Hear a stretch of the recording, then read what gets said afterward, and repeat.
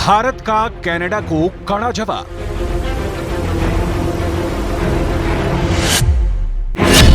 भारत के दुश्मन उच्चायुक्त को देश से निकाला।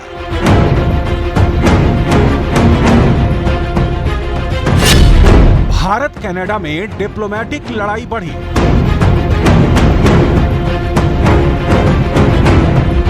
हिंदुस्तान से डिप्लोमेटिक लड़ाई की शुरुआत तो कनाडा के प्रधानमंत्री जस्टिन ट्रूडो ने की थी, लेकिन इसका अंत भारत के विदेश मंत्रालय ने किया है। विदेश मंत्रालय के प्रवक्ता अरिंदम बागची ने बयान जारी कर कहा है, भारत ने कनाडाई राजनयिक को निष्कासित कर दिया है। कनाडा के उच्चायुक्त को आज समन करके भारत सरकार के इस फैसले की जानकारी दे दी गई है। संबंधित राजनयिक को अगले 5 दिनों के अंदर भारत छोड़ने को कहा गया है। ये फैसला हमारे आंतरिक मामलों में कनाडाई राजनयिकों के हस्तक्षेप और भारत विरोधी गतिविधियों में उनकी भागीदारी पर भारत सरकार की बढ़ती चिंता को दर्शाता है।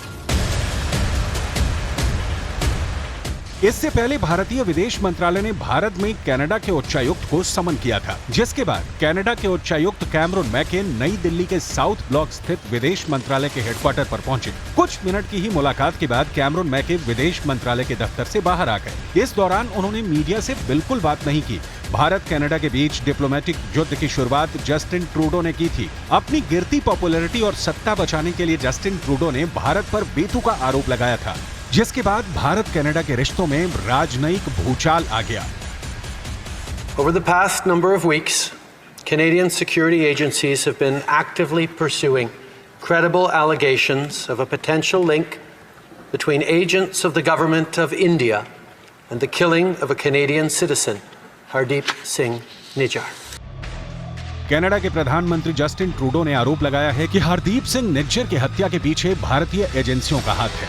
जस्टिन ट्रूडो के इस बयान से वहां रहने वाले पत्रकार भी हैरान रह गए और इसे कनाडा सरकार पर आतंकी संगठन खालिस्तान से ध्यान भटकाने वाला कदम बताया।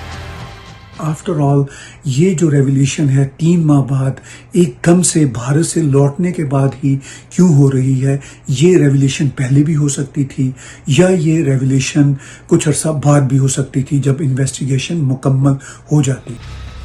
इसी साल 18 जून को निज्जर की कनाडा के ब्रिटिश कोलंबिया में एक गुरुद्वारे के बाहर गोली मारकर हत्या कर दी गई थी। निज्जर खालिस्तान टाइगर फोर्स का चीफ था, जो बीते कई सालों से कनाडा में रह रहा था और वहां से भारत के खिलाफ खालिस्तानी आतंकवाद को हवा दे रहा था। कनाडा में खालिस्तानी संगठन कई बार भारत विरोधी कामों में संलिप्त पाए गए हैं। वहां रहकर ये संगठन भारत के पंजाब में भारत विरोधी कार्य करते हैं।